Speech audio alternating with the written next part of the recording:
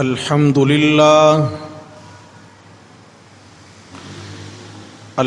لله وحده والصلاة والسلام على من لا نبي بعده لا نبي بعده ولا رسول بعده لا رسول بعده ولا معصوم بعده أما بعد فأعوذ بالله من الشيطان الرجيم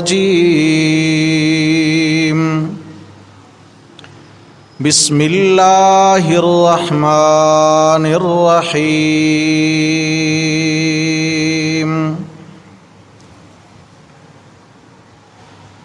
إنما يتقبل الله من المتقين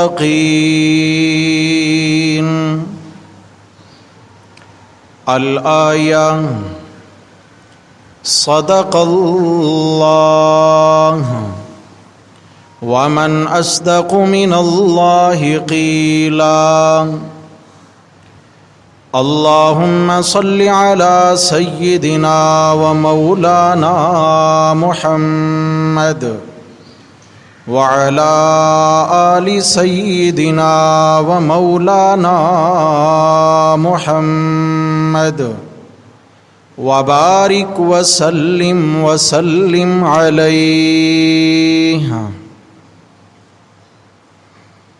گرامی قدر سامعین، حضرات محترم، ذی الحجہ کا مہینہ شروع ہو چکا ہے. اس مہینہ کے لیے کچھ عبادات مخصوص ہیں اور کچھ اس کے الگ سے آداب ہیں اور کچھ اس کے الگ سے فضائل ہیں. عبادات تو واضح ہیں کہ اس مبارک مہینہ میں حج کی عبادت ہے، قربانی والی عبادت ہے اور ایام تشریق میں تکبیرات تشریق پڑھی جاتی ہیں.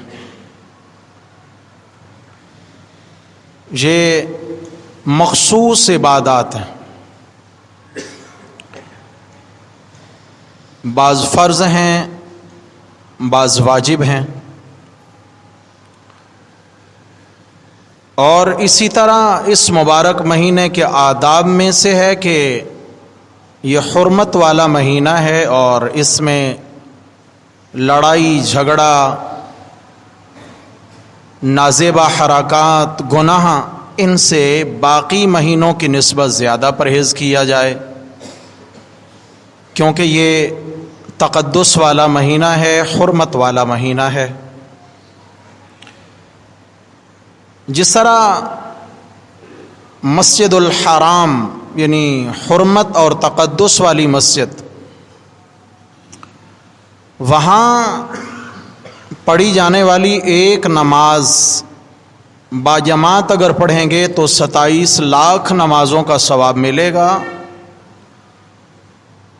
اکیلے پڑھیں گے تو ایک نماز 1 لاکھ نمازوں کے بقدر ہے. جس طرح وہاں کے فضائل ہیں، جس طرح وہاں پہ نیکیوں میں ایک دم اضافہ ہو جاتا ہے، اسی طرح وہاں کے گناہ بھی بہت خطرناک ہیں.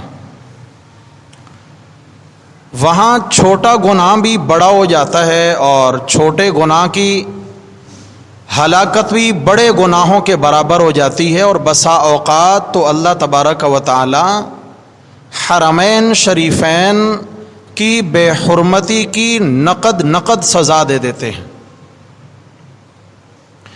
ایسے ہی گناہ تو ہر مہینہ میں گناہ ہوتا ہے، نافرمانی ہے، لیکن بعض گھڑیاں، بعض مہینے اور بعض دن ایسے مقدس اور محترم ہوتے ہیں کہ ان میں گناہوں کی پکڑ بھی شدید ہو جاتی ہے، جن میں سے ایک یہ ذی الحجہ کا مہینہ بھی ہے۔ یہ حرمت والا مہینہ ہے، اور اگر اس مہینہ میں اور اس کے علاوہ 3 مہینے اور ہیں، کل 4 مہینے حرمت والے، رجب، ذی قعدہ، ذی الحجہ اور محرم، ان 4 مہینوں میں اگر عرب کے لوگوں میں کسی کے باپ کا قاتل بھی سامنے آ جاتا تو وہ اپنے باپ کے قاتل پہ بھی وار نہیں کیا کرتے تھے۔ ان کا یہ خیال تھا کہ یہ حرمت اور تقدس والے مہینے، آج بھی اسی طرح ان کی حرمت باقی ہے، آج بھی ان کا تقدس اسی طرح مسلمانوں پر لازم ہے، لیکن ہم یکسر بھول چکے ہیں اس کو۔ ہمیں پتہ بھی نہیں ہوتا کہ یہ مہینے شروع ہو گئے، ہمیں پتہ بھی نہیں ہوتا کہ ان مہینوں کے اندر ہم نے کرنا کیا ہے، پابندیاں کیا ہیں۔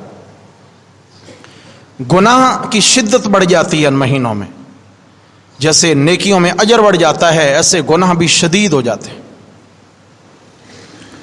اور اسی طرح اس کے آداب میں سے ہے کہ جس نے قربانی کرنی ہو وہ بال ناخن اس مہینہ میں ان 10 دنوں میں نہ کاٹے، قربانی کرنے تک پابندی ہے۔ اگر قربانی 10 ذی الحجہ کو کر لی ہے تو اب وہ حجامت بنا سکتا ہے، ناخن کاٹ سکتا ہے۔ اگر 11 ذی الحجہ کو قربانی کرے گا تو اب 10ویں کو یہ نہیں کاٹ سکتا، قربانی ہوگی تو ایسے اگر 12ویں کو کرے گا تو پھر 12ویں تک اس کو پابند رہنا ہے۔ اور یہ عمل مستحب ہے، کیا ہے پیارے بھائی؟ جی، یہ نہ فرض ہے، نہ واجب ہے، نہ سنت ہے، یعنی اس کے ترک کرنے پر گناہ نہیں ہوگا۔ اگر کوئی شخص بامر مجبوری، بعض لوگ ہوتے ہیں ان کی طبیعت اتنا حساس ہوتی ہے، تھوڑا سا بال بڑھ جائیں تو وہ کیا ہے، بالکل بے چینی سی طبیعت میں پیدا ہو جاتی ہے۔ اب لازمی بات ہے، نہ ان کو نماز میں سکون ملے گا، نہ دیگر عبادات میں سکون ہے۔ اب اگر اس نے بال کاٹ لیے ہیں تو یہ گناہگار نہیں ہوگا۔ ہاں، اگر پابندی کر لے گا انشاءاللہ بڑے اجر و ثواب کا مستحق ہوگا۔ لیکن کس کے لیے مسئلہ ہے؟ جو قربانی کر رہا ہے، ہر ایک کے لیے یہ مسئلہ نہیں ہے۔ مسائل تو اور بھی بیان کرنے تھے، لیکن میں جب یہاں ممبر پہ پہنچا تو ایک بڑا پرچہ رکھا ہوا ہے یہاں سوالات کا۔ اچھی بات ہے، مجھے خوشی ہوتی ہے جب دوست احباب مسائل پوچھتے ہیں، سوالات آتے ہیں، مجھے خوشی ہوتی ہے۔ مسئلہ ایک بھائی پوچھ لیتے ہیں اور 20 لوگوں کا مسئلہ حل ہو جاتا ہے۔ اس لیے حدیث شریف میں آیا شفاء العی السؤال، کہ ناواقف رہنا، علم نہ ہونا، مسئلے کا پتہ نہ ہونا، یہ ایک بیماری ہے، یہ ایک مرض ہے۔ اور اس مرض کا علاج کہاں ہوگا؟ فرمایا شفاء العی السؤال، ان پڑھ ہونا یا مسئلہ معلوم نہ ہونا، اس مرض کا علاج ہے پوچھ پوچھ کے چلنا۔ کیسے جی پوچھ پوچھ کے چلیں گے انشاءاللہ اللہ تبارک و تعالی ہمیں بھی، ہماری بھی اصلاح فرمائیں گے۔ ممکن ہے ہماری وجہ سے اللہ تعالیٰ معاشرے کی اصلاح فرما دیں، بہت اچھی بات ہے۔ تو قربانی کے حوالے سے میرے بھائیو ایک بات تو یہ ہے کہ آپ صلی اللہ علیہ وسلم کا فرمان ہے، قربانی کے ان 3 دنوں میں 10، 11 اور 12، ان 3 دنوں میں ذی الحجہ کے اللہ تبارک و تعالیٰ کو جانور ذبح کرنا اور خون بہانے سے بڑھ کر کوئی عمل محبوب نہیں ہے۔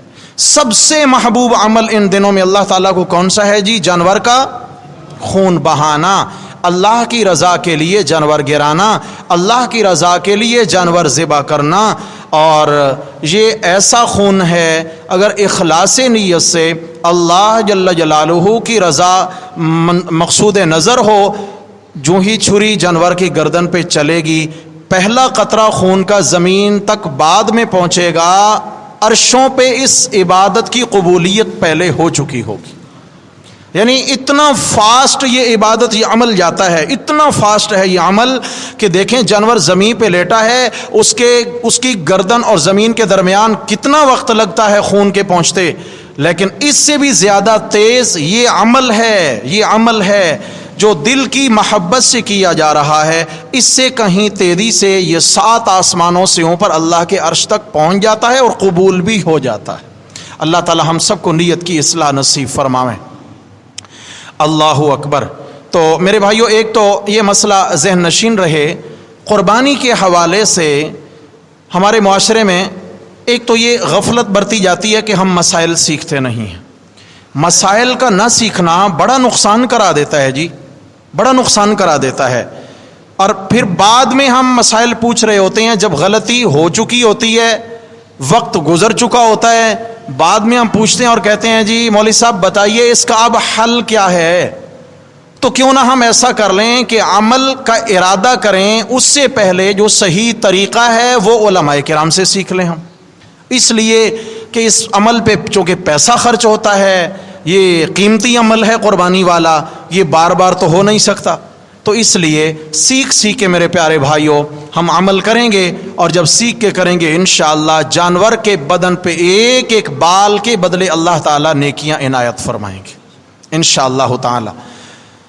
سب سے پہلی بات تو یہ سمجھ لیجئے کہ جو جانور میں حصہ دار ہیں، بڑا جو جانور ہوتا ہے جیسے گائے ہے، بیل ہے، بھینس ہے، بھینسا ہے، بھینس اور ہو جاتی ہے قربانی، فتویٰ تو نہیں لگائیں گے، ہاں ہو جاتی ہے۔ معاشرے میں خواہ شبہات پھیلائے جاتے ہیں، اللہ ہدایت نصیب فرمائے۔ سمجھ آ گئی ہے؟ علماء نے لکھا ہے، فقہاء نے لکھا ہے، اصول لکھے ہیں کہ جو حکم گائے کا ہے وہی حکم بھینس کا ہے۔ جو حکم 100% دیکھیں، جو فوائد گائے سے اٹھائے جاتے ہیں وہی فوائد ہوتے ہیں نہیں ہوتے، وہی بھینس سے بھی اٹھائے جاتے ہیں۔ اچھا، اب عرب میں بھینس کی قربانی کیوں نہیں ہوتی تھی؟ آپ عرب میں بھینس ڈھونڈ کر تو دکھائیں، ایک علاقائی جانور ہے بھائی، بھینس چونکہ یہ گرم علاقوں میں نہیں رہ سکتی ہے، گائے گرم علاقے کا جانور ہے، اونٹ گرم علاقے کا جانور ہے، بکرا ہے، دمبا ہے، یہ رہتے ہیں، لیکن بکرا بھی بہت کم، دمبے عموماً زیادہ ہیں عرب میں، لیکن آج کل تو ملکوں سے چونکہ آتے ہیں، سہولیات بھی ہیں، لیکن بھینس جو ہے یہ عرب کی سرزمین کا جانور ہی نہیں ہے۔ تو جب ایک علاقے میں پائی نہیں جاتی تو کیا خیال ہے اس کی قربانی کا اہتمام ہوگا؟ تو اس زمانے میں چونکہ تھا نہیں، اس لیے روایات میں نہ آیا۔ کسی چیز کا روایات میں نہ ہونا یہ مطلب نہیں ہے کہ وہ ناجائز اور حرام ہے۔ کتنی سبزیاں ہیں جن کا نہ قرآن میں ذکر ہے، نہ حدیث میں ذکر ہے، نہ نبی علیہ السلام نے استعمال کی ہیں، نہ صحابہ نے استعمال کی ہیں، نہ عرب میں پائی جاتی تھیں، نہ تب نہ اب، تو حلال ہیں۔ سمجھ آ گئی ہے؟ تو کیا وجوہات ہیں؟ بھینس چونکہ اس زمانے میں عرب میں پائی نہیں جاتی تھی، لہذا عموماً اس کی قربانی عمل میں نہیں آئی۔ جن علاقوں میں پائی جاتی ہے ان علاقوں میں قربانی بھی ہے۔ ایسے ہی اونٹ ہے، اونٹنی، اس کی قربانی ہو جائے گی۔ تو یہ جتنے بڑے جانور ہیں، پہلے تو یہ مسئلہ سمجھ لیجئے کہ ان سب میں زیادہ سے زیادہ کتنے لوگ شریک ہو سکتے ہیں بھائی جان؟ 7 لوگ۔ اگر 8 کریں گے، 9 کریں گے، 10 کریں گے، سب کی قربانی پہ پانی پھر جائے گا، سب کی قربانی ضائع ہو جائے گی۔ اب اگر کوئی کہے کوئی حرج نہیں جی، اگر کر لیا تو کیا ہے، ابھی ہم نے جمعہ کی کتنی رکعت باجماعت پڑھنی ہے؟ آج 4 پڑھیں گے انشاءاللہ۔ کیا خیال ہے؟ ووٹ کرا لیتے ہیں، پڑھا دوں 4 رکعت آج؟ بھائی اس میں کیا ہوگا؟ 2 قیام زیادہ ہو جائیں گے، 4 سجدے زیادہ ہو جائیں گے، 2 بار مزید سورہ فاتحہ ہو جائے گی، کر لیں۔ اس کا مطلب ہے کہ دین عقل کی اختراع نہیں ہے، دین اتباع کا نام ہے بھائی۔ کیا ہے؟ دین اتباع کا نام ہے۔ ہم یہ جو لاجک پیش کرتے ہیں نا بھائی، حرج کیا ہے، پتہ نہیں یہ حرجی ٹولہ کب پیدا ہوا، اس کی سمجھ نہیں آتی۔ سب سے بڑا حرج یہ ہے کہ یہ عمل میرے نبی صلی اللہ علیہ وسلم کے زمانہ میں نہیں تھا۔ بات سمجھ میں آ گئی ہے جی؟ تو اونٹ میں کتنے حصے ہیں؟ 7۔ اور اگلا مسئلہ یہ بھی سمجھ لیجئے کہ قربانی کے شرعاً صرف 3 دن ہیں۔ کتنے جی؟ صرف 3 دن ہیں۔ چوتھے دن اگر کوئی قربانی کرتا ہے اس کو گوشت ملے گا، قربانی نہیں ہوگی۔ یہ میں دعوے سے کہہ رہا ہوں، میرے پاس اس پر بہت سارے دلائل موجود ہیں، احادیث موجود ہیں، صحابہ کے اقوال موجود ہیں۔ یہاں اتنا وقت نہیں ہوتا کہ یہاں بندہ کتابیں لائے اور ایک ایک چیز آپ کو دکھاؤں، ضرورت پڑی تو بہرحال بہت کچھ ہے الحمدللہ۔ لیکن اتنی بات عرض کروں کہ قربانی رسول اللہ صلی اللہ علیہ وسلم کے زمانہ میں کتنے دن تک ہوتی رہی؟ 3 دن تک۔ ہمارے دوستوں کی جانب سے یہ دلیل پیش کی جاتی ہے کہ جی ایام تشریق میں قربانی کر سکتے ہیں، اس لیے 13 ذی الحجہ عصر تک چونکہ تکبیرات تشریق چلتی ہیں تو لہٰذا 13ویں کی عصر تک جو ہے نا آپ قربانی بھی کر سکتے ہیں، یعنی چوتھے دن قربانی ہو سکتی ہے۔ دلیل کیا ہے جی؟ یہ اس لیے کہ ایام تشریق میں سے ہے۔ آپ تکبیرات تشریق کون سے دن کو پڑھنا شروع کرتے ہیں؟ 9 ذی الحجہ کو، تو یوم تشریق تو 9 بھی ہے، پھر 9ویں سے جانور گرانا شروع کر دیں، پھر گرائیں۔ اگر ایام تشریق ہی دلیل بنتا ہے تو پھر ایام تشریق 3 نہیں 4 نہیں کتنے ہیں؟ 5 ہیں میرے بھائی۔ ایام تشریق میں تکبیرات تشریق پڑھنا الگ عبادت ہے، قربانی کرنا الگ عبادت ہے، حج کرنا الگ عبادت ہے۔ سمجھ آ گئی ہے نا جی؟ باقی رہے گا مسئلہ کہ جب ہم قربانی کرنے لگیں گے تو اس میں بڑے جانور میں ایک بندہ بھی شریک ہو سکتا ہے، جیسے کل جانور ایک بندہ اپنی جانب سے کرنا چاہے قربانی بالکل جائز ہے، بڑے اجر و ثواب کی بات ہے، اللہ توفیق نصیب فرمائے۔ آپ صلی اللہ علیہ وسلم نے ایک سال اپنی جانب سے 100 اونٹوں کی قربانی دی تھی۔ کتنے؟ ہاں، آج کے روشن خیال طبقہ اگر ہوتے تو میرے نبی پر بھی اعتراض اٹھا دیتے، لو جی اتنے جانور ضائع کرنے کی کیا ضرورت ہے، غریب کی بچیوں کی شادیاں کرا دیتے۔ ہاں بھائی، اس وقت بھی اعتراض اٹھ جاتے، لیکن عرض کیا ہے کہ ان دنوں میں اللہ جل جلالہ کو جانور کا خون بہانے سے بڑھ کر کوئی عمل محبوب، سب سے زیادہ عمل قربانی والا عمل محبوب ہے۔ باقی سارا سال پڑا ہے بچیوں کی شادیاں کرائیں۔ ہاں جی، آج کیا ہے 14 کروڑ کے ٹکٹ لے کے جناب علی غرق شدہ جہاز کا ملبہ دیکھنے جا رہے ہیں، وہاں تو کوئی اعتراض نہیں اٹھا رہا ہے، کسی کو اعتراض؟ کوئی اعتراض نہیں اٹھا رہا۔ اللہ اللہ اللہ حفاظت فرمائے۔ لیکن بات اتنی ضرور ہے کہ شیطان اس وقت انسان کو چھیڑتا ہے جب کہیں دین پہ عمل پیرا ہونے لگیں، اور اگر فضول خرچی میں چلے جائیں، شیطان کے راستے میں چلے جائیں، لہو و لعب میں خرچہ ہو رہا ہو، گناہ کے راستے میں خرچہ ہو رہا ہو، تو وہاں شیطان بھی آنکھوں پہ پٹی باندھ دیتا ہے، بھائی خیر ہے، چلے گا، سب چلے گا، ہر کوئی کر رہا ہے، چلتا ہے ایسے۔ تو انشاءاللہ تعالی جب تک جی میں جی ہے انشاءاللہ قربانی والا عمل وجود میں رہے گا، اس کو فروغ دیا جائے گا، اس لیے کہ اللہ تبارک و تعالی نے جن جانوروں کی قربانی کا حکم دیا ہے، اللہ نے ان جانوروں میں برکت ڈالی ہوئی ہے، اور جس چیز میں برکت اللہ رکھ دیتے ہیں اس میں کبھی کمی آ سکتی۔ گائے کتنے بچے دیتی ہے؟ سال میں ایک بچہ۔ کبھی تو کیا ہوتا ہے، سال تو اس حمل سے رہتی ہے، پھر کیا ہے جناب، یعنی 10 مہینے تقریباً، پھر اس کے بعد بچہ دیتی ہے، پھر کیا ہوا، سال اس کا دودھ پیتے رہیں تو 2 سال لے گئی نہیں لے گئی؟ ایک گائے یا بھینس ایک بچے پر 2 سال لے گئی ہے، بچہ ٹوٹل 1 دیا ہے، اور ہر 4 مہینے بعد کتیا بچے دیتی ہے۔ کتنے دیتی ہے؟ 4 6 8 10 بچے کتیا بچے دے رہی ہے۔ اچھا، ہر 4 مہینے بعد یہ 8-10 بچے دیتی ہے۔ گائے بھینس سال کے بعد 1 بچہ دیتی ہے۔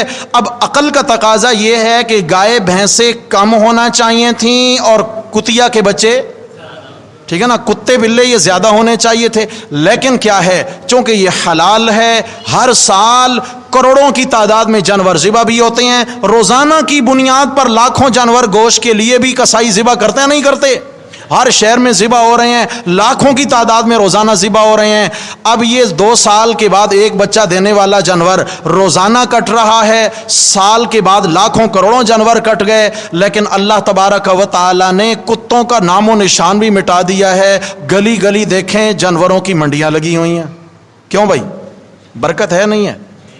تو یہ ہم اعتراض نہ کریں کہ جانور کم پڑ جائیں گے، انشاءاللہ کم نہیں پڑیں گے انشاءاللہ۔ اللہ نے حلال میں برکت رکھی ہے، حرام میں برکت نہیں ہے۔ تو اس لیے میرے بھائیو عرض یہ کر رہے تھے کہ جب ہم قربانی کرنے لگیں گے تو اس کے اندر شرکاء ہیں، شریک کون کون ہمارے ساتھ ہو رہا ہے، اس کی بڑی ذمہ داری ہے ہماری۔ اگر کہیں اجتماعی قربانیوں میں جانے لگے ہیں نا تو وہاں بھی باریک بینی سے جائزہ لیں، بالکل باریکی سے جائزہ لیں کہ میرے جانور میں کون کون حصہ دار ہیں۔ جو لوگ شریک ہو رہے ہیں ان کی کچھ شرائط ہیں۔ سب سے پہلی شرط یہ کہ وہ بندہ صاحب ایمان ہو۔ کیا ہو؟ ایک بندہ ہے وہ دین بیزار طبقہ ہے، بے دین بیزار اس کی طبیعت ہے، دین پر اعتراضات کرتا ہے، سنت سے وہ نفرت کرتا ہے۔ کیا خیال ہے اس میں ایمان سلامت ہے؟ معاشرے میں آپ کو ایسے لاکھوں مل جائیں گے لوگ۔ اس لیے پہلی شرط یہ ہے کہ یہ اسلام کا حکم ہم پورا کرنے جا رہے ہیں، تو اس جانور میں جو لوگ حصہ دار ہوں گے وہ لوگ کیا ہیں؟ صاحب ایمان ہوں. سب سے پہلی بات وہ کم از کم اسلام کے مطابق زندگی گزارنے والے ہوں. اور دوسری شرط یہ ہے کہ جتنے لوگ شریک ہو رہے ہیں سب کی نیت اللہ کی رضا ہو. گوشت کھانے کی کسی کی نیت، ٹھیک ہے نا جی، خاص کر جب گوشت بانٹا جا رہا ہو تو سوگا بھائی یہ بوٹی میری طرف آ جاتی نا، کلیجی کا ٹکڑا قدرے زیادہ آ جاتا تو اچھا تھا، اچھا پائے مجھے مل جاتے تو اچھا تھا، یہاں لالچ آ گیا، یہ بھی نقصان دہ. ایسا نہیں، نیت بھی خالص ہو اللہ کی رضا کے لیے. نمبر 3 سب سے اہم مسئلہ کہ سب کی کمائی پاکیزہ ہو. جتنے لوگ شریک ہو رہے ہیں سب کی کمائی کیا ہے؟ پاکیزہ ہو. اگر 6 کی کمائی بالکل حلال ہے، خون پسینے کی حق حلال کی کمائی ہے، ایک بندہ ہے اس کی کمائی ناجائز ہے، گناہ کی کمائی ہے، حرام کی کمائی ہے، تو وہ اس کی قربانی بھی نہیں ہوگی، باقی 6 کو بھی لے ڈوبے گا. باقی 6 کا کیا قصور ہے کوئی قصور؟ ان کا قصور ہے انہوں نے تحقیق کیوں نہیں کی ہے. انہوں نے تحقیق کیوں کہ یہ عبادت ہے مشترکہ، یہاں الگ الگ نہیں ہے، یہ مشترکہ ہے، ایک ہی جانور ہے، اور ایک ہی جانور کے ہر حصے میں ہر بندہ شریک ہے. جانور کے ہر حصے میں 7 لوگ شریک ہیں. تو اب کیا ہوگا؟ 7 کا ایمان بھی پاکیزہ ہو، مال بھی پاکیزہ ہو. اگر مال خراب ہے، مال مشکوک ہے تو گناہ. تو اب ہم یہ کہہ سکتے ہیں کہ یہ 6 ہیں وہ 1 ہے، تو 6 تو غالب ہیں. دودھ کی بالٹی بھری رکھی ہو، اس میں 1 قطرہ پیشاب کا گر جائے، دودھ کی بالٹی پاک ہے؟ آسان فتویٰ ہے بھائی، استعمال کر سکتے ہیں، چائے پی سکتے ہیں، اس کی نہیں بنا سکتے. کیوں؟ اس میں گندگی پڑ گئی، اور جب گندگی پڑ گئی بھلے 1 قطرہ بھی اگر گندگی کا اس میں پڑ گیا تو اب بالٹی کی بالٹی 10-12 لیٹر دودھ جو ہے وہ خراب ہو گیا، ضائع ہو گیا. اعتراض ہو سکتا تھا وہ 10-12 لیٹر ہے، یہ 1 قطرہ ہے. نہیں بھائی، اس کی نجاست اتنا زیادہ ہے، یہ گندا اتنا زیادہ ہے کہ 1 قطرہ ہی یہ 10-12 لیٹر کے بگاڑ کے لیے کافی ہے. اس لیے ایک بندے کا مال اگر ناجائز ہے تو باقی 6 کے بگاڑ کے لیے کافی ہے. یہاں یہ جو مسائل ہے تقریباً اسی نسبت سے ہیں، میں کوشش کرتا ہوں کہ ایک پہ بات ہو جائے. سب سے پہلے تو یہ مسئلہ آیا کہ سٹا کے پیسوں سے قربانی کرنا جائز ہے یا نہیں. سٹا کیا ہوتا ہے بتا دینا تاکہ یہ ہے کہ پھر مسئلہ آسان ہو جائے. جوا، اسی کو سٹا بولتے ہیں. چلیں جی، تو آسان لفظ ہم جوا بول دیتے ہیں یہاں پہ، ٹھیک ہے جی. جوا، سٹا، جوا، ہر علاقے میں الگ الگ لغت ہوتی ہے. یاد رکھیے قرآن مجید نے کہا انما الخمر والمیسر والانصاب والازلام رجس من عمل الشیطان. شراب پینا، جوا کھیلنا اور بتوں کی پوجا کرنا، والازلام اور مقدر معلوم کرنا. کیا مقدر کیا ہوتا ہے؟ کہ بابا جی میرا ہاتھ دیکھیں میری شادی کب ہوگی. صحیح ہے، میرا ہاتھ دیکھیں میرے مقدر میں کیا لکھا ہوا ہے. بابا جی سارا دن فٹ پاتھ پہ بیٹھ کر خاک پھانک رہا ہے، سارا دن گاڑیوں کا دھواں پھانک رہا ہے، اور 5-5 10-10 روپے کے لیے بیچارہ سارا دن گرمی میں دھوپ میں جل رہا ہے، اور اس کے مقدر دیکھ کے بتا رہا ہے ظالم اپنے مقدر دیکھ کے راتوں رات بن جا کروڑ پتی ہیں، تو بن جا. کیسا دھوکہ دے رہے ہیں لوگوں کو، کیسا ایمان سے کھلواڑ ہو رہا ہے. حدیث سنیے میرے پیارے بھائیوں، حدیث سنیے، اللہ کرے میرا آپ کا ایمان بچ جائے. نبی کریم صلی اللہ علیہ وسلم نے فرمایا من اطاع عرافا فاسألہ عن شیئا لم تقبل له صلاة 40 لیلہ او کما قال النبی صلی اللہ علیہ وسلم.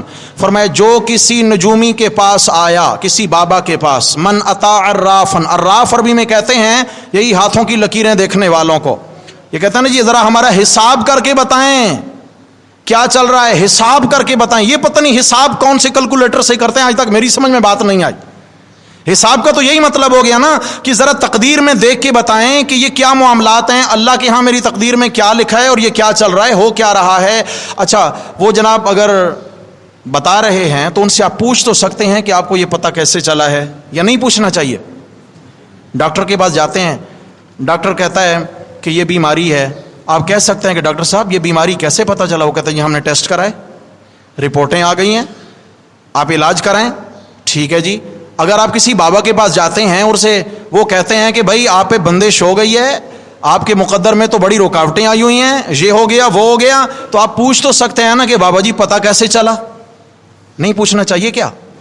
ایمان کا مسئلہ ہے۔ سنیے حدیث، آپ علیہ السلام نے فرمایا من اطاع عرافا، جو کسی نجومی کے پاس آیا، فسألہ عن شیئن، کسی چیز کے بارے اس سے سوال کیا، کسی معاملے کے بارے بھی اس سے پوچھ لیا، لم تقبل لہ صلاۃ 40 لیلہ، اس پوچھنے والے کی اللہ 40 دن اور راتوں تک نماز قبول نہیں کرتے۔ صحیح بخاری کی حدیث، میرے پیارے نبی صلی اللہ علیہ وسلم کا فرمان ہے۔ کیوں کہ جس سے پوچھا ہے اس کو عالم الغیب سمجھا ہے، اور جو بتا رہا ہے وہ غیب کا دعویٰ کر رہا ہے کہ مجھے پتہ چل گیا۔ غیب جاننے والا کون؟ پردوں سے دیکھنے والا کون؟ اور مقدر اور تقدیر لکھنے والا بھی کون ہے؟ اللہ ہی ہے۔ اللہ نے مقدر اور تقدیر کا کسی کو علم دیا؟ یہ اللہ کے راز ہیں جو اللہ ہی کے پاس ہیں۔ چلے اس پر کبھی بات ہوگی۔ تو اسی آیت کے اندر آیا، 7ویں پارے کے پہلے صفحے پر دیکھ لیجئے گا، یہ آیت ہے، فرمایا کہ اس میں ایک جوا ہے، انما الخمر والمیسر، جوا کیا ہے جی؟ فرمایا رجسن، گندگی ہیں، شراب بھی گندگی، جوا بھی، اور بت پرستی بھی گندگی، اور مقدر معلوم کرنے کے لیے حساب کروانا بھی، بولو گندگی ہے۔ قرآن کہہ رہا ہے، میں نہیں کہہ رہا۔ رجسم کیوں جی؟ فرمایا من عمل الشیطان، یہ شیطانی کرتوت ہیں، من عمل الشیطان۔ یہ اب مجھے بتائیں، ایک بندہ شیطانی کرتوت کے ذریعے پیسہ کما کر لائے، رحمان کی عبادت میں صرف کر سکتا ہے؟ اچھا چلیں، اسی آیت میں شراب کی بات آ گئی۔ ایک بندہ شراب کا کاروبار کرتا ہے، شراب کی بھٹی چلاتا ہے، او جناب کاروبار اس کا وسیع ہے، اور اسی میں سے وہ کیا ہے جناب، اونٹ خرید کے لے آئے، بچڑا خرید کے لے آئے، کئی اونٹ خرید کر کے لے آئے، قربانیاں کرے، چلے گا؟ کیوں؟ شیطان کے ذریعے کمایا ہوا مال کبھی رحمان قبول نہیں کریں گے۔ لہٰذا اگر جوئے اور سٹے کی کمائی کوئی 1 روپیہ بھی لگائے گا، سب کی قربانی تباہ کرے گا۔ بچیں، کیا بینک میں نوکری کرنے والے کے لیے قربانی کرنا جائز ہے؟ بینک میں ایک بندہ نوکری کر رہا ہے، بینک کی ملازمت، جو سودی بینک ہیں، عموماً بینک سودی ہیں، سودی بینک کی ملازمت کرنا حرام ہے۔ مسئلہ خوب سمجھیے، کیا ہے میرے پیارے بھائی؟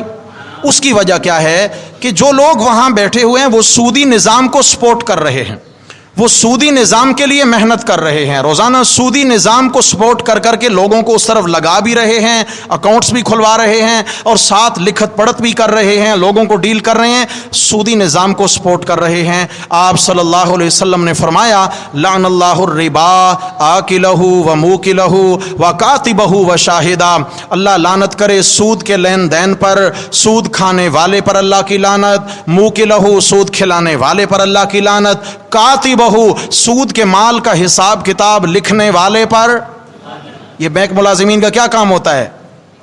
چاہیے نا، یہ لکھت پڑھت، لکھنے والے پر بھی اللہ کی لعنت، وشاہدہ، اور جو گواہ بن کے سود کا لین دین کروا رہا ہے اس پر بھی اللہ کی لعنت۔ یہ 4 لوگوں کا نام لے کر رسول اللہ صلی اللہ علیہ وسلم نے لعنت کی بد دعا کی ہے۔ سود کی کمائی ناجائز ہے، بینک کی نوکری کرنا ناجائز ہے۔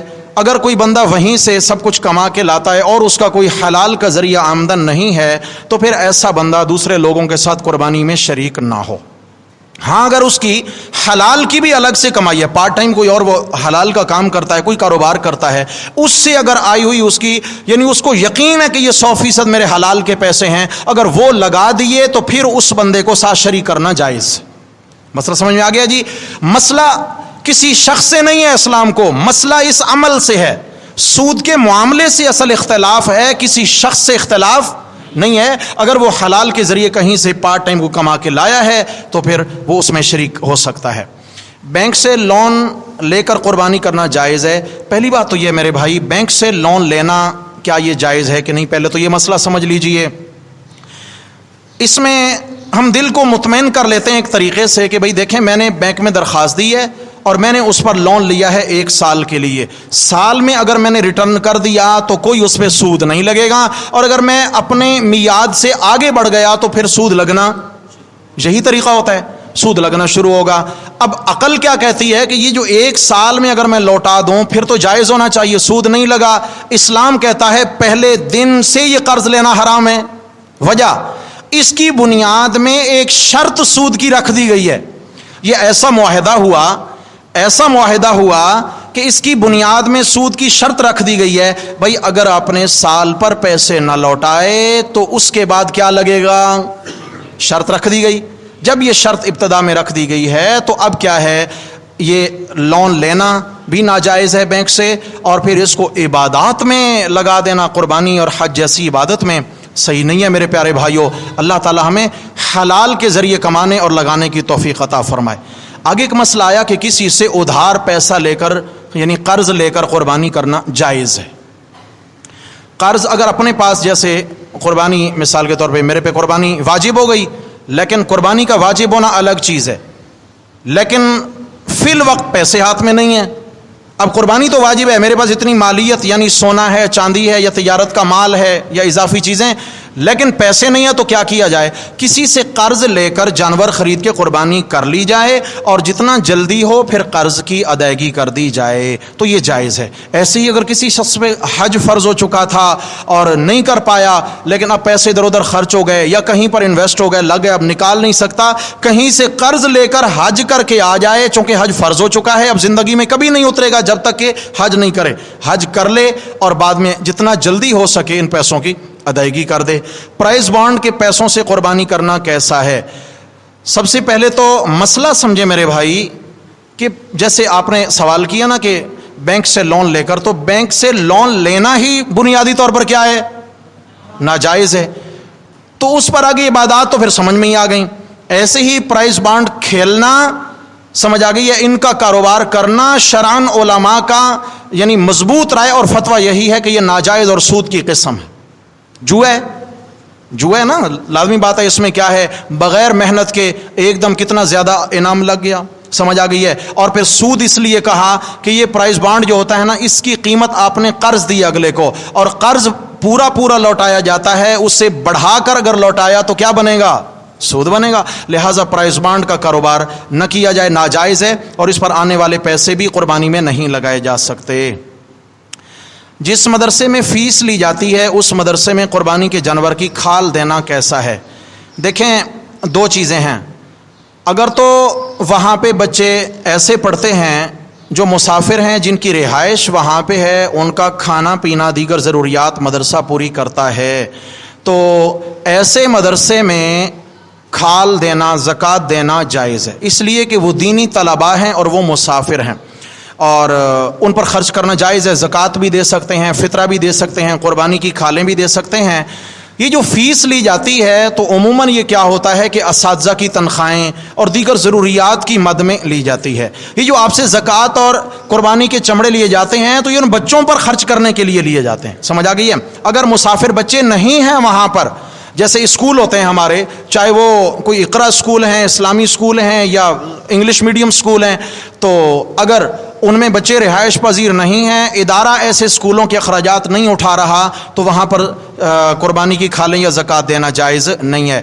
ایسے ہی یہ کئی ٹرسٹ ہوتے ہیں، ٹرسٹ میں اگر آپ کو یقین ہے کہ 100% یہ کسی مستحق پر خرچ ہوگا پھر تو ٹھیک ہے، لیکن اگر لا رہے ہیں اور سب ایک ہی جگہ جمع کیا جا رہا ہے، کوئی حساب کتاب نہیں، آگے تحقیق بھی نہیں ہوتی کہ یہ بندہ مستحق ہے یا نہیں ہے، تو بہرحال پھر ٹرسٹ کے معاملے میں بھی اجتناب کیا جائے، کسی اچھے دینی ادارے میں دے دیا جائے جہاں پہ آپ کا دل مطمئن ہو۔ شرابی آدمی کا قربانی کے جانور میں حصہ لینا کیسا ہے؟ شراب پینا الگ جرم ہے۔ کیا شرابی پہ نماز معاف ہے، روزہ معاف ہے؟ بھائی تو کبھی کبھی شراب پی لیتا ہے، لہٰذا تیرے لیے نمازیں معاف ہو گئیں، تو مسجد میں بھی نہیں آ سکتا۔ ہاں، جب شراب پی رکھی ہو، نشے کی حالت میں ہو، تو قرآن مجید اس کیفیت میں نماز سے منع کرتا ہے، ٹھیک ہے نا، لا تقربوا الصلاۃ وانتم سکارا، فرمایا جب تم نشے کی حالت میں ہو تو نماز کے قریب نہ جایا کرو۔ اب مطلب کیا کہ نشہ کرو ہی نہ، اتنی بری چیز ہے جس نے اتنا عظیم عبادت سے تمہیں روک رکھا ہے۔ نشے کی قباحت اور برائی کو بیان کیا جا رہا ہے، لیکن اس پر نماز معاف نہیں ہے، نماز پھر بھی پڑھنا پڑے گی، اسے روزہ پھر بھی رکھنا پڑے گا۔ ایسے ہی میرے بھائی، اللہ کرے ایسا گناہ نہ ہو، اللہ تعالیٰ شراب پینے والے گناہ جیسے اتنی لعنت، بہت بڑی لعنت ہے اللہ کی، اس لیے کہ حدیث میں آیا الخمر جماع الاثم، تمام گناہوں کی جڑ شراب کا پینا ہے۔ بندہ جب شراب پی لیتا ہے تو اس سے ہر گناہ سرزد ہوتا ہے، دماغ کام ہی نہیں کر رہا۔ اس کو بیوی اور بیٹی میں کوئی فرق نہیں دکھتا. تو لہٰذا یہ گناہ تو بہت بڑا ہے، لیکن بہرحال قربانی بھی کرے گا اگر اس پر واجب ہے، اور قربانی میں اس کو شریک بھی کیا جا سکتا ہے. اچھا جی، بینک میں نوکری کرنے والے کے جانور کی کھال مسجد مدرسے. پہلی بات تو یہ کہ کھال کا مسئلہ سمجھیں، کھال کا وہی حکم ہے جو زکوٰۃ کا حکم ہے، اس میں تھوڑا سا ڈیفرنٹ ہے لیکن زیادہ تر احکامات وہی ہیں. مسجد کی تعمیر میں یا مسجد کے بلوں میں یا مسجد کے امام صاحب کی تنخواہ میں، مؤذن خادم کی تنخواہوں میں جیسے زکوٰۃ دینا جائز نہیں، ایسے قربانی کی کھالیں دینا بھی جائز نہیں ہے. مسئلہ خوب سمجھ لیں بھائی، یہ عبادات ہیں، اور کہیں اللہ کرے کہ ہماری عبادات جو ہے نا وہ اچھی جگہ لگ جائیں، یہ ہمارا عمل کہیں ضائع نہ ہو جائے. مسجد کی تعمیر ہو یا مدرسے کی تعمیر ہو، مدرسے کی تعمیر کے لیے بھی قربانی کی کھالیں اور زکوٰۃ دینا جائز نہیں ہے. یہ حق محض غربا کا ہے. وہ محلے کے غریب ہیں تب، وہ آپ کے پڑوس کے غریب ہیں، آپ کے رشتہ داروں میں غریب ہیں، کوئی دینی ادارے میں پڑھنے والے طلباء ہیں غریب ہیں، سمجھ آ گئی ہے، مجاہدین اسلام ہیں، یا ایسے ہیں کوئی شہداء کے بچے ہیں، یتیم ہیں، بیوائیں ہیں، ان پر خرچ کریں تو یہ باقی مسجد کے اندر تو کھال دینا جائز ہی نہیں ہے. اچھا، ایک مسئلہ بیچ میں یہ بھی آ جاتا ہے کہ جی مسجد کے امام کو بعض علاقوں میں کھالیں دی جاتی ہیں، مؤذن خادم کو دے دی جاتی ہیں. اگر وہ مستحق ہیں پھر تو بالکل آپ دے سکتے ہیں ان کو، یہ تو صدقہ ہے. مستحق ہیں تو دے سکتے ہیں، لیکن تنخواہ کی مد میں یا اجرت کی مد میں کر کے دینا جائز نہیں ہے. کوئی کہے کہ ٹھیک ہے بھائی ہم نے تو اس بار آپ کو اتنی کھالیں دے دیں لہٰذا آپ کی تنخواہ نہیں ہوگی اس میں، تو یہ ٹھیک نہیں ہے، اجرت میں دینا جائز نہیں ہے. اللہ اکبر. قربانی کے جانور پر فضول خرچی کرنا جیسے ہار پھول وغیرہ ڈالنا، اس کے علاوہ ایسا کام کرنا کہ اس کے بارے میں تفصیل سے روشنی ڈالیں. روشنی تو اس پر بڑی ڈالنی چاہیے واقعی، اس لیے کہ اندھیرا زیادہ ہو گیا. قربانی کے جانور کی خدمت کا حکم ہے بھائی، خدمت کریں. اس کی خدمت کیا ہے؟ کھلانا پلانا، اس کی راحت کا ہر سامان مہیا کرنا. لیکن یہ پھولوں کی چادریں اس پہ چڑھانا، یہ کون سی راحت ہے، کون سی خدمت ہے اس کی؟ یہ ریاکاری میں جائے گا، ریاکاری میں بھی جائے گا، اور اس کے بعد آگے فضول خرچی میں بھی جائے گا. اور فضول خرچی بھی گناہ ہے اور ریاکاری بھی گناہ ہے. ہر وہ کام اس سے بچیں جس میں انسان اسراف کر رہا ہو، حد سے بڑھ رہا ہو. جاگیں بھائی، حد سے نہیں بڑھنا، خدمت میں لگے رہیں، اچھا کھلائیں، اچھا پلائیں، اس کی چھاؤں دھوپ ہر چیز کا خیال رکھیں، اس کی صحت کا خیال رکھیں، اس سے پیار کریں، اس کو اپنے ساتھ مانوس کریں. جب اس کو لٹائیں ذبح کرنے کے لیے تو چھری اس کے گلے پہ نہیں دل پہ چل رہی ہو، پھر مزہ آتا ہے. محبت سے کیا ہوا جانور قربان یہ اللہ کے ہاں بڑا مقام پائے گا، انشاءاللہ بڑا مقام پائے گا. تو کیا ہے، دکھلاوے سے بھی بچنا ہے بھائی، فضول خرچی سے بھی بچنا ہے. بیچ میں ایک مسئلہ یاد آ گیا جو بہت اہم مسئلہ ہے. جانور پالنے والے لوگ اور جانور کی خدمت کرنے والے احباب سے گزارش ہے کہ اس جانور کا پیشاب یہ ناپاک ہے، نجس ہے، اس کے چھینٹوں سے اجتناب کرنا واجب ہے. کیونکہ حدیث شریف میں آیا، فرمایا کہ پیشاب کے چھینٹوں سے بچا کرو، اس لیے ان عامت عذاب القبر من ہو، عموماً قبر کا جو عذاب ہوگا وہ پیشاب کے چھینٹوں سے نہ بچنے کے گناہ کی وجہ سے ہوگا.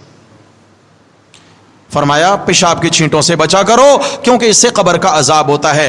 اب اگر عام گھر کا رکھا ہوا جانور ہے اس کے پیشاب کا یہی حکم ہے، انسان کا پیشاب ہے یہی حکم ہے، قربانی کا جانور ہے یہی حکم ہے. ہم کہتے ہیں کوئی بات نہیں جی، جیسے کیسے ٹھیک ہے، چھینٹے آ رہے ہیں چلے گا، نہا لیں گے بعد میں. بھائی بعد میں نہا لیں گے، ابھی جو بدن پہ پڑ گئے شریعت نے شروع سے بچنے کا حکم دیا ہے، شروع سے بچنے کا حکم دیا ہے. لہٰذا اس معاملے میں بہت احتیاط سے کام لیا جائے. جی اللہ جزائے خیر دیں. اگر جائز ہے تو ان چیزوں کو اگلے سال دوسرے جانور کے لیے استعمال کرنا. جانور کی جو نکیل ہے، رسی وغیرہ ہے یا اس کی جھول وغیرہ جو بھی اس پہ ڈالی ہوئی ہے، یہ بھی جانور کی کھال کی طرح صدقہ کرنا لازم ہے، اس کو رکھ نہیں سکتے ہیں. جو جانور کے متعلقہ خاص کر رسی وغیرہ زنجیر ہے جو اس کو ڈالا ہوا ہے، تو جو ہی جانور ذبح کریں گے تو جانور کی کھال کے ساتھ یہ چیزیں بھی کیا کریں گے؟ صدقہ کریں گے. ان کو روک کے اگلے سال کے لیے رکھنا جائز نہیں ہے. ہاں آپ نے اگر کوئی ٹب وغیرہ لیا ہوا ہے خاص جانور کے لیے اور اس کو جو ہے نا، یا کوئی اضافی زنجیر لیا ہوا ہے، ایک تو رسی کی اضافی زنجیر ہے احتیاطاً اس کو قابو میں رکھنے کے لیے، یہ تو اس کے وجود کا حصہ نہیں ہے. یہ جانور کے لیے جو آپ نے ٹب لیا تھا چارہ وارہ کے لیے، اس کو بھی بچا کے رکھ سکتے ہیں، زنجیر بھی. لیکن جو اس کے تعلق والی رسی ہے. تعلق والی کیا ہے؟ اسی سے اس کو باندھا کھولا جاتا ہے, تو یہ اس کا جز ہے اور اس کو صدقہ کیا جائے گا. یہ تمام مسائل بہت اچھا کیا آپ نے, آج کو جمعہ میرے لیے آسان کر دیا. تو یہ مسائل آ گئے. تو بہر صورت اللہ تبارک و تعالی ہم سب کی قربانیاں قبول فرمائے میرے بھائی. ہاں, قربانی کے دن قریب ہیں. آخر میں ایک مسئلہ عرض کر دوں, 9 ذی الحجہ کی فجر سے لے کر 13ویں ذی الحجہ کی عصر کی نماز تک تکبیرات تشریق کا پڑھنا ہر مسلمان مرد و عورت پر ایک مرتبہ پڑھنا واجب ہے. جی واجب ہے. کیا ہے میرے پیارے بھائی؟ واجب ہے. کیسے؟ جو ہی فرض نماز کا سلام پھیریں گے تو مرد قدرے بلند آواز سے, بہت شور بھی نہ مچائیں, اتنا کہ بس اپنے کانوں کو سنائی دے. مسجد میں تو آواز گونجے گی, لازمی بات ہے, ایک مجمع ہوگا تو اس میں ایک مرتبہ اللہ اکبر لا الہ الا اللہ واللہ اکبر اللہ اکبر وللہ الحمد, ایک مرتبہ کیا ہے کہ یہ پڑھنا مردوں پر واجب ہے. اور ایسے ہی گھر میں نماز پڑھنے والی خواتین جو ہیں, فرض نماز کے بعد ایک مرتبہ تکبیر تشریق ان پر پڑھنا بھی کیا ہے؟ واجب ہے, مگر وہ بالکل آہستہ آواز سے پڑھیں گی, بالکل آہستہ آواز سے, کہ ان کی آواز باہر کسی کو سنائی نہ دے. یہ ضروری ہے. اور تکبیر تشریق اگر بھول گئی, سلام پھیرا بھول گئے اور اٹھ کر اپنی جگہ سے ہٹ گئے, چلے گئے, اب اس کی قضا نہیں ہے, اب اس کی قضا نہیں ہے, اس پر چونکہ واجب چھوٹ گیا لہذا اس پر توبہ استغفار ہے, توبہ استغفار کرنی ہے. اور یہ کب سے شروع کریں گے جی؟ انشاءاللہ 9 ذی الحجہ کی فجر. جو لوگ ساری رات جانور کی دیکھ بھال کرتے ہیں, فجر کی نماز نہیں پڑھتے, ان کی قربانی کا کیا ہوگا؟ بس اللہ ہی ہدایت دیں جی. واقعی یہی بات ہے. ساری رات دیکھیں تو ایک میلے کا سا سما ہوتا ہے, اور مسجدوں کے دروازوں کے برابر میں بیٹھے ہوئے بھی ہوتے ہیں لیکن نماز کی پرواہ نہیں. میرے بھائیوں, خدا کے لیے اگر اپنی قربانیوں کی اللہ کے ہاں قدر کرانی ہے تو پھر واجب بعد میں ہے اور فرض, ہاں فرض پہلے ہے. اور یہ واجب تو کوئی سال بعد ایک مرتبہ ہے, اور نماز دن میں 5 مرتبہ فرض ہے. بھائی نمازوں کا اہتمام کریں, انشاءاللہ تعالی قربانی میں بھی زیادہ اجر دیں گے. جو لوگ جمعہ کی نماز نہیں پڑھتے ان لوگوں قربانی کا کیا حکم ہے؟ میں نے عرض کیا کہ ایک عبادت دوسری کی وجہ سے چھوڑی نہیں جا سکتی ہے. یہ الگ بات ہے, حدیث شریف میں آیا کہ جو جان بوجھ کے 3 جمعے چھوڑ دیتا ہے وہ منافق لکھ دیا جاتا ہے, مسلمانوں سے اس کا نام ہی خارج ہو گیا, منافق. اب اس کو دوبارہ کلمہ پڑھ کے توبہ طائب ہونا چاہیے. تو اب کیا کرنا ہے اس میں؟ قربانی تو کرے لیکن توبہ طائب ہو, نماز جمعہ کی ادائیگی شروع کرے. کسی جانور کے جسم میں زخم ہو جائے, اس کی قربانی, زخم کی الگ الگ نوعیت ہوتی ہے, اور اگر ایسا زخم ہو کہ جس سے اس کا کوئی نقصان نہیں ہو رہا, کھانے پینے چلنے میں اس سے عیب واقع نہیں ہوا, تو یہ قربانی جائز ہے. لیکن ایسا زخم ہے جو عیب واقع ہو گیا, پیٹ میں اتر گیا, سینگ ٹوٹا یا توڑا گیا, اور یہ زخم دماغ تک چڑھ گیا, تو اب یہ عیب واقع ہو گیا ہے, اور ایسے عیب والے جانور کی قربانی جائز نہیں ہے. اللہ تعالیٰ جزائے خیر.